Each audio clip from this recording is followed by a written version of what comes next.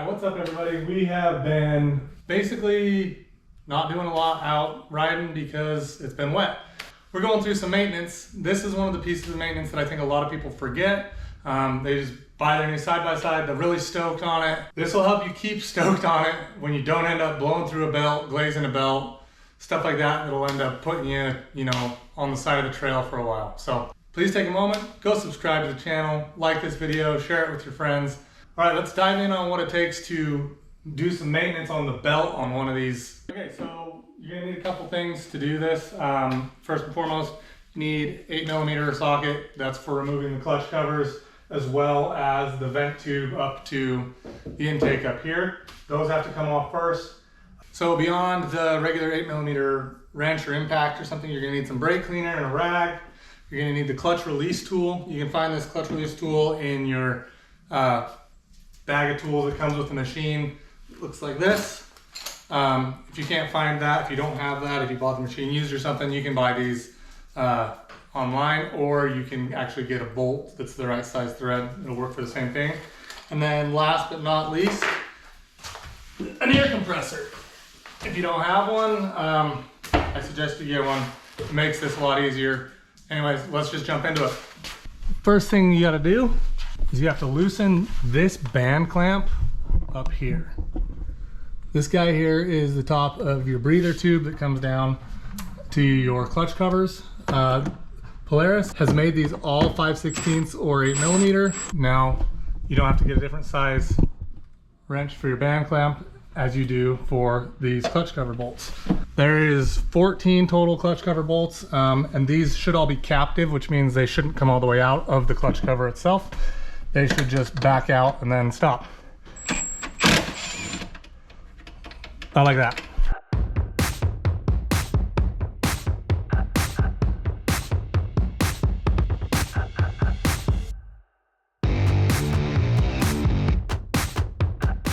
Okay, we also need to loosen the band clamp on the vent tube down here at the bottom. All right, you'll notice we've gone around and we've loosened up every single one of these bolts around here, except for one right here. We've loosened our band clamp on this end and this end of the breather tube. And then now we're just gonna slowly walk this off down here at the bottom, supporting it as we need to. And then we'll take this tube off the top as well. It doesn't necessarily have to come off. Okay, now that we got that tube off, we can undo our last bolt on the clutch cover right here. And that should remain captive. And from there, pull the clutch cover off. Okay, we'll get these cleaned up in a second, but for right now, we're just gonna leave them off and we're gonna move on to the next part. All right, once you have that cover off, you'll see you have these two clutches. You have your secondary or your driven clutch, and you have your primary or your driving clutch. Okay, the first thing that I like to do when I'm servicing the belt like this starts with the air compressor. Okay, I like to just get the air compressor, spray nozzle. The reality is all of the belt dust and everything that gets built up in here is gonna stay in here. And if you watch, you'll notice a lot of that stuff blows out.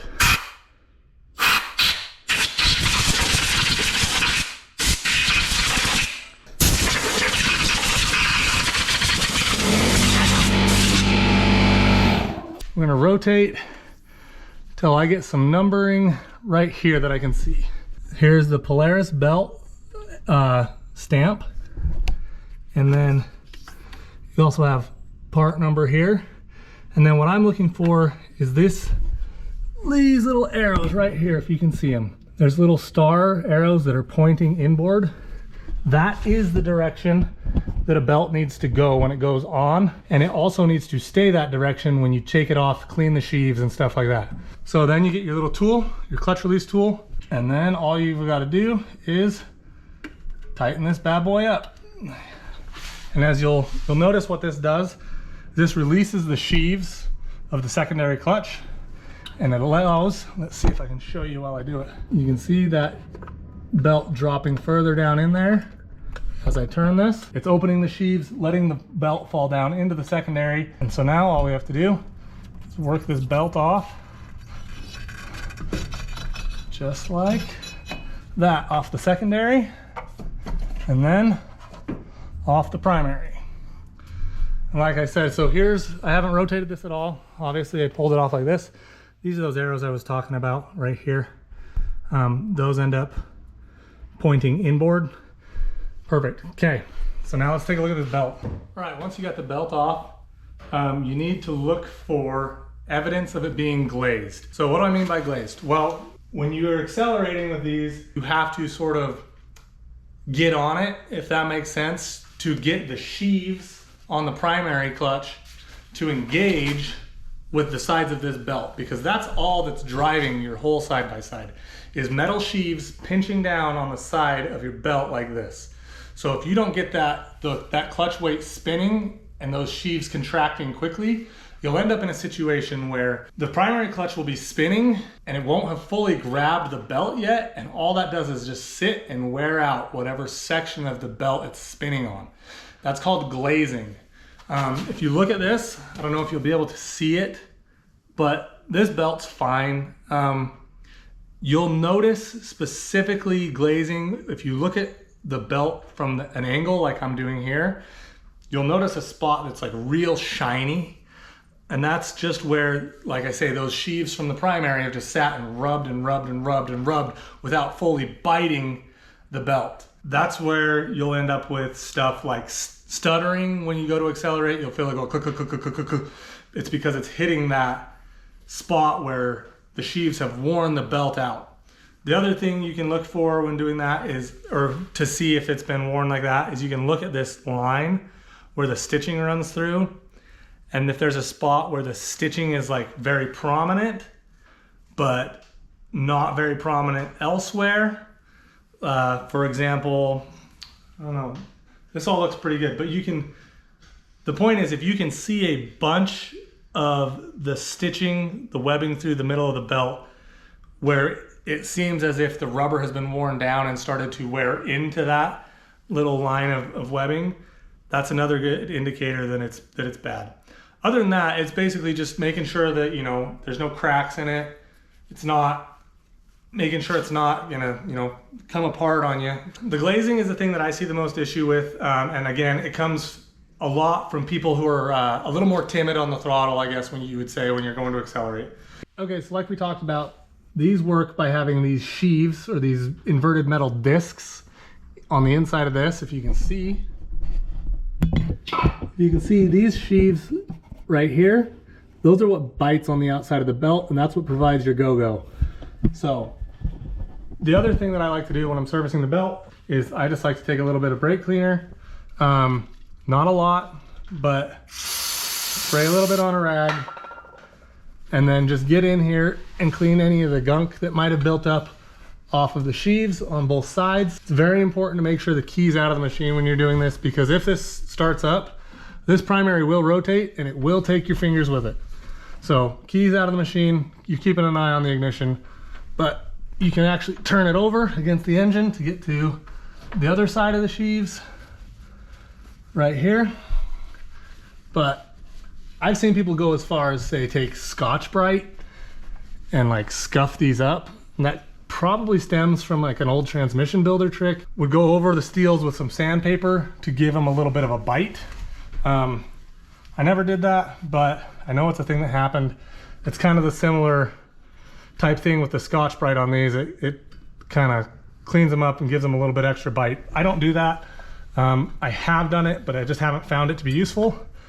The most useful thing I found is taking brake cleaner on a rag and just cleaning up any of the residual crap that ends up on these clutch sheaves. And that's all there is to that. Okay, our plastic pieces, we haven't forgotten about them. We're gonna clean them up right now. These are honestly easy enough to just spray off with a hose, wipe down with a rag.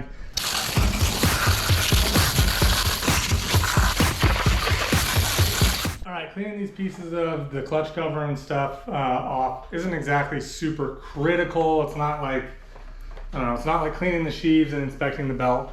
It is just something that, if you're doing it, you might as well clean all the bits up and make sure you do it, to some level of respectability. Okay, all that stuff's put together. All the clutches are cleaned. All the external stuff is cleaned. We just have one more step that I do before I put it back together. All that is to clean up the belt itself. I have seen people use brake clean on the belt. I have seen people use Scotch-Brite on the belt. I am not a fan of doing any of that. This is a petroleum product. It's a rubber compound that has to stay together in order for your side-by-side to go forward. I am not a big fan of putting any sort of chemical onto these outside of something like just dish soap and some warm water.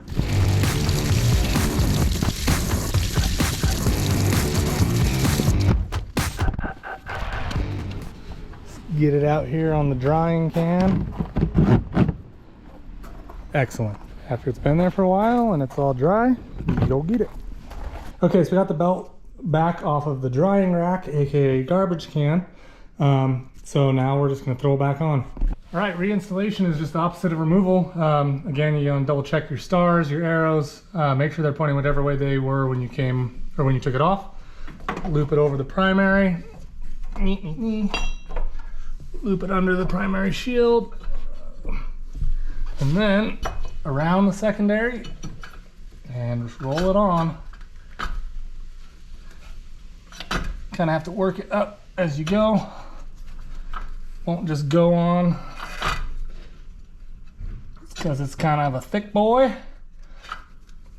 Yeah, just like that. And then you back out your clutch release tool.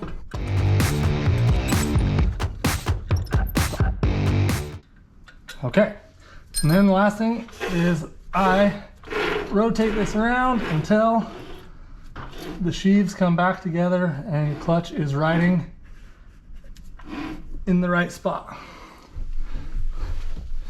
And that's that as far as the belt replacement part goes. Okay, next thing you need to do is take a rag, just clean up this gasket, make sure there's nothing in the way of this gasket, make sure that it's sitting in that groove the way that it should, so that when you go to put the clutch cover back on, it's not all bound up and weird and everything else. So, speaking of clutch cover, it's been drying for a minute. It's ready to go. Get it on the centering pins. And then one thing that is a tip that will save you a lot of headache on anything you're working on. Doesn't matter if it's a car, truck, anything like this that's a big piece that has multiple bolts that hold it together. Get all of the bolts started finger tight before you tighten any of them.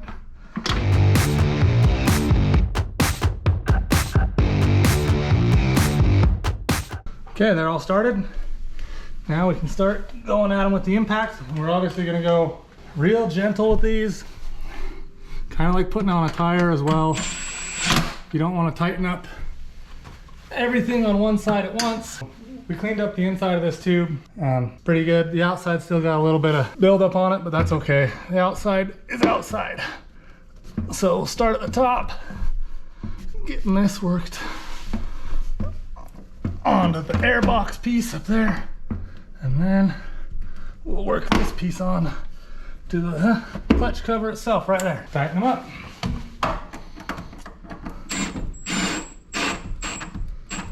You gotta be real careful with power tools and these band clamps. That's all there is to it. Maintenance you can do on your belt that'll help keep the longevity of it up. It'll help it keep everything free and working and operating as it should. Lots of people overlook the belts on these, but they are a very, very critical piece of what makes them go. So we'll catch you next time, hopefully out at Sand Hollow or somewhere that's not in the shop or working on a trailer or something like that. Have a good one.